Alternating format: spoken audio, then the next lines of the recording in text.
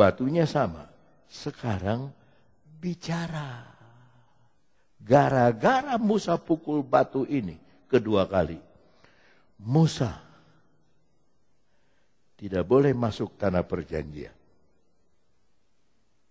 Lihat, Tuhan sangat pentingkan karakter. Biar pemimpin besar, kalau karakter tidak mau berubah, dia tidak akan menikmati tempat yang berkelimpahan air susu dan madu. Siapa Musa ini?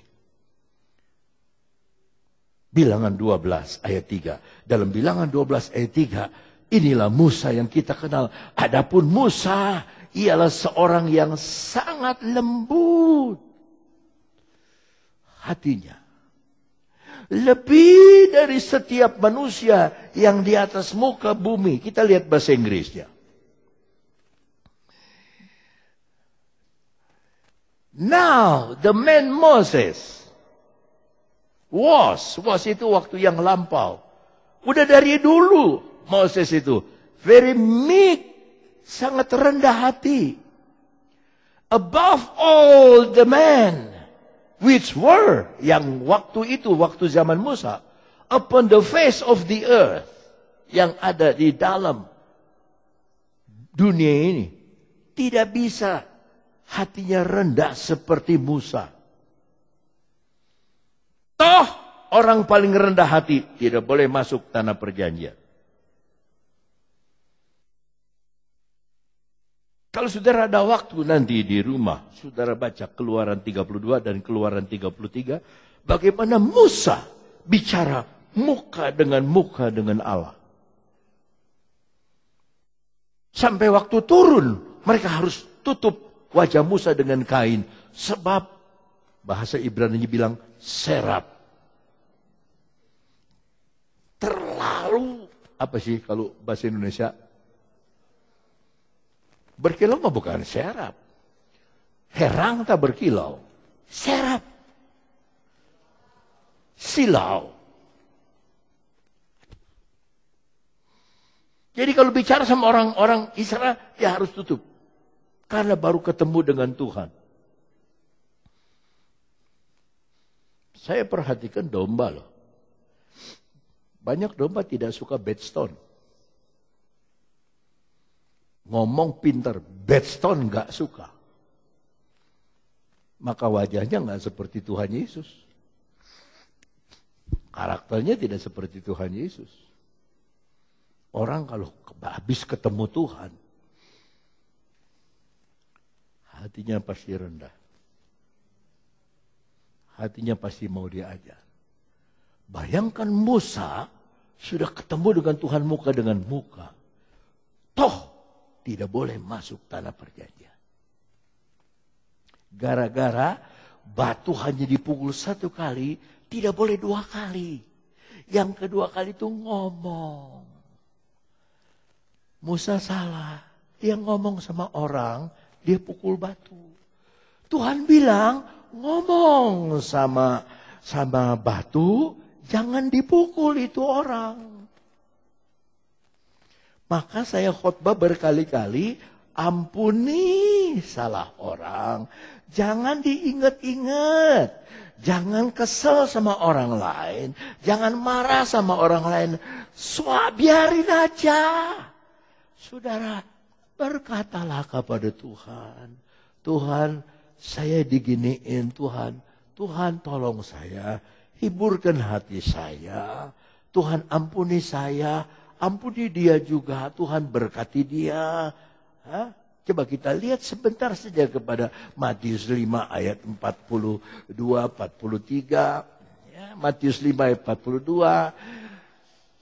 Berilah kepada orang yang meminta kepadamu, jangan menolak orang yang mau meminjam daripadamu. 43. Kamu telah mendengar firman, kasihilah sesamamu manusia dan bencilah musuhmu. Itu Taurat, ayat 44. Tetapi aku berkata kepadamu, kasihilahmu dan berdoalah bagi mereka yang menganiaya kamu. Sayang bahasa Indonesia cuma 2. Bahasa Inggris itu 4. Coba kita lihat bahasa Inggrisnya. But I say unto you, love your enemy. Kasihi musuh. Kalau mengasihi Tuhan semua pasti amin. Musuh. Kasihi. Kasihi musuh. Nggak usah ngomong. Ngomong sama Tuhan. Di hati kasihi musuh. Bless them that curse you. Yang suka ngutuk kita, ngejelek-jelekin kita, berkati. Berkati Tuhan, berkati dia, berkati.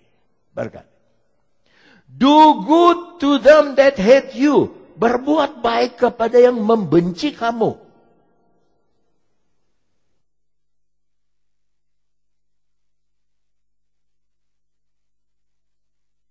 Sebelum dua hamba Tuhan ini disuruh nyanyi ke atas, pasti dia udah benci saya.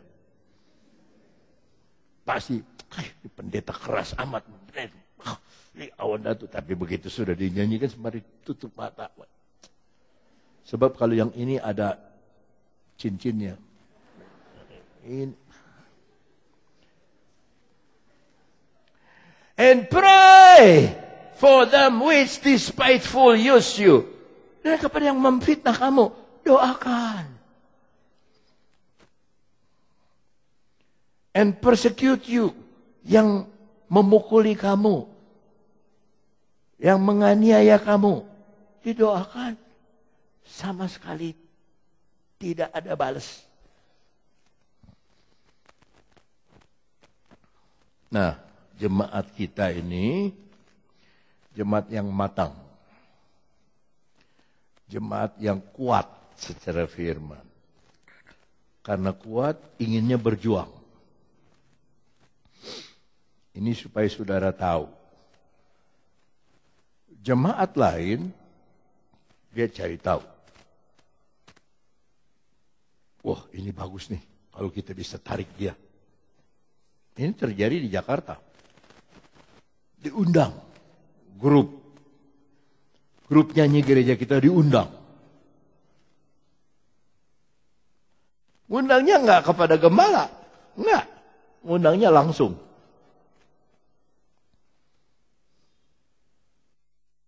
Sekarang untung mereka udah ngerti. Saya enggak ngomong. Kalau mau berjuang, saya bisa ajak. Mau kemana dong kita ajak. Bung Katalise pasti dia ampun-ampunan terima kita.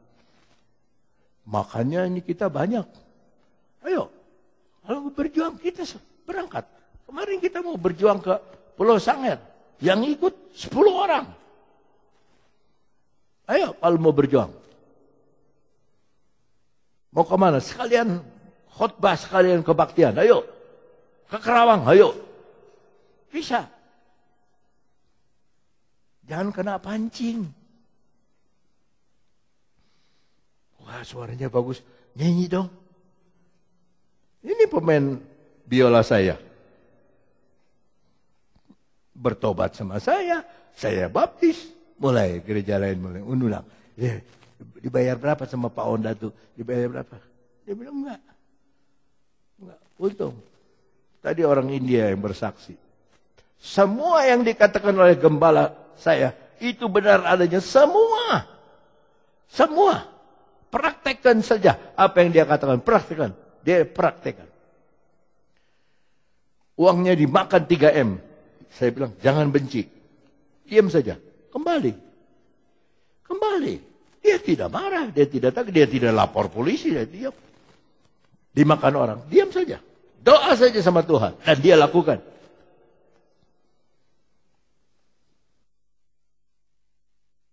Ini kemarin orang Buddha yang bertobat.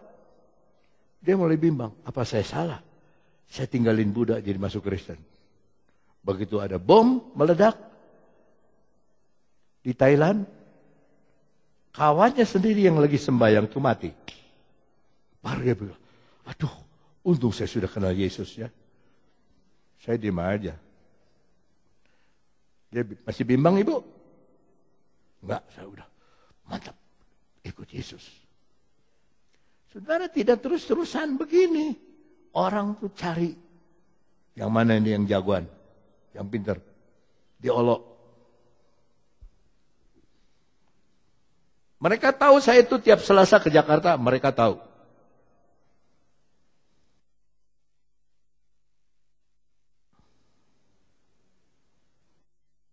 Cari kelemahannya.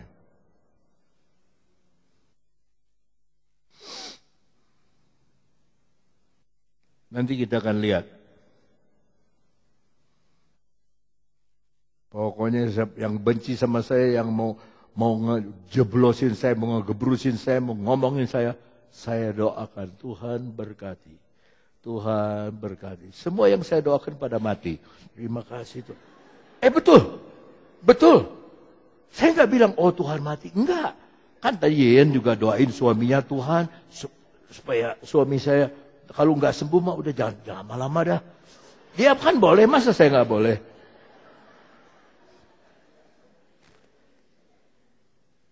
Oh Tuhan berkati dia. Dia bikin susah saya, dia bikin kesel sama saya. Tapi Tuhan berkati dia, berkati, haleluya. Tuhan berkati dia.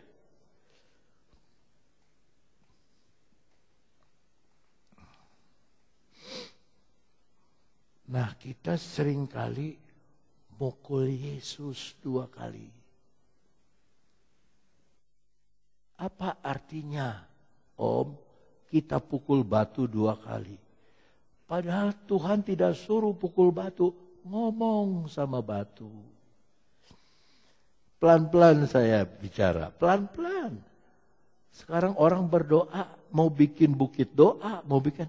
Berdoa mah di mana aja, di perut ikan juga berdoa. Yunus 2 ayat 2. Yunus berdoa di dalam perut ikan, doanya begini. Katanya, dalam kesusahanku, dalam apa? Kesusahanku, kalau kita susah. Aku berseru kepada Tuhan. Dan Ia menjawab aku dari tengah-tengah dunia orang mati. Dia udah mau mati di dalam perut ikan. Aku berteriak. Bagaimana sih berteriak bisa kedengaran dalam perut ikan, kedalaman laut? Dan kau dengarkan suaraku. Saudara mesti yakin. Kalau saudara ngomong sama Tuhan, Tuhan dengar suara saudara. Tuhan pasti jawab.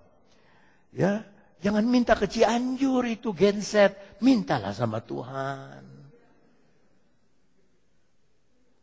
Ya.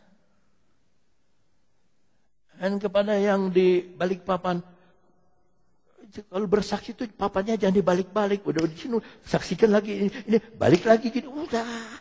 Kita udah tahu tuh papan tuh cuma 2 sisi, udah ya dibulak-balik. Ya. Sekolah lah di Cianjur. Matang nanti.